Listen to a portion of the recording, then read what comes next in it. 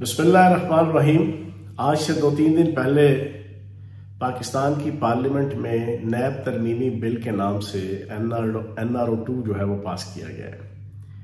انجمن علماء امریکہ اور یہ آل پاکستان لوٹ مار ایسوسی ایشن، انہوں نے جو آج سے 3 مہینے پہلے پاکستان میں سازش کی تھی، پاکستان کی ایک انتہائی پاپولر حکومت جو اپنی پرفارمنس کے حوالے سے پاکستان کی تاریخ میں سب سے بہترین حکومت کنسیڈر کی جا سکتی ہے، اور سب سے پاپولر وزیر اعظم عمران خان صاحب کو ان کے عہدے سے ہٹایا، حکومت کو چینج کیا بیرونی طاقتوں کے اور اندرونی فیسیلیٹیٹر کے ذریعے سے، اس کا صلہ انہوں نے NRO2 کی صورت میں، نیب ترمیمی بل کی صورت میں لے لیا۔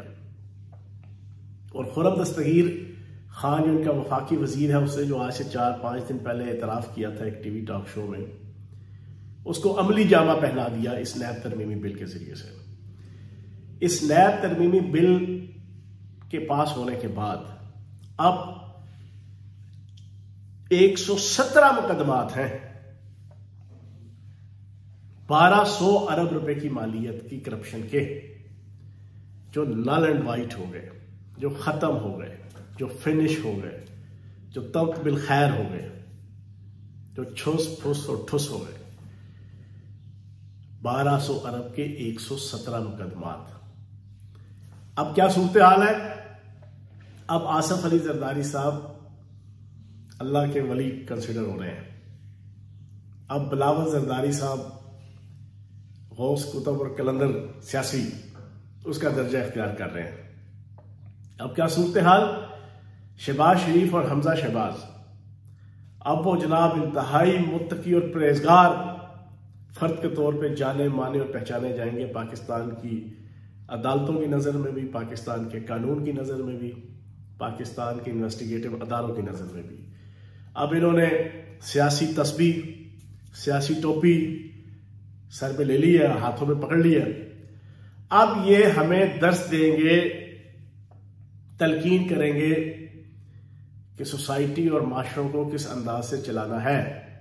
اس نیب ترمیمی بل کے پاس ہونے کے بعد بالکل نیٹ اینڈ کلین، کسی قسم کا کوئی ان کے اوپر اب قدغن نہیں ہے، کوئی الزام نہیں ہے، کوئی ٹی جعلی، کوئی منی لانڈرنگ، کوئی کرپشن، کوئی بددیانتی، کوئی مقصود چپڑاسی، کوئی راجہ مزمل، کوئی گلزار احمد، کوئی اس قسم کے ذاتی ملازم 5 ارب 4 ارب 3 ارب کا پیسہ آ رہا ہے جا رہا ہے۔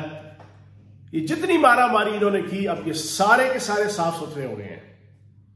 یہ تھا ان کا آبجیکٹو ریجیم چینج کی سازش کرنے کا، یہ تھا ان کا آبجیکٹو امریکی اشاروں پہ ناچنے کا، یہ تھا ان کا آبجیکٹو ہستا بستا پاکستان اور ہستی بستی معیشت کا بیڑا غرق کرنے کا، یہ تھا ان کا آبجیکٹو پاکستان کی عوام جو ایک پرسکون زندگی بسر کر رہی تھی اس کو تباہ و برباد کرنے کا۔ پیچھے ایجنڈا اور آبجیکٹو یہ تھا کہ اپنے آپ کو ریلیف، عوام کو تکلیف۔ اب اپنے کیسز ختم جناب، بالکل A1 سیاسی اور عدالتی واشنگ مشین کے اندر سے گزر کے اب یہ نیٹ اینڈ کلین صاف ستھرے ہو کر اب یہ باہر آ گئے نئے سرے سے۔ Rest for the best for the next. اب جناب یہ نئے انداز سے، نئے جوش سے، نئے بلبلے سے، نئے جذبے سے اس پاکستان کی لوٹ مار کرنا شروع ہو چکے ہیں۔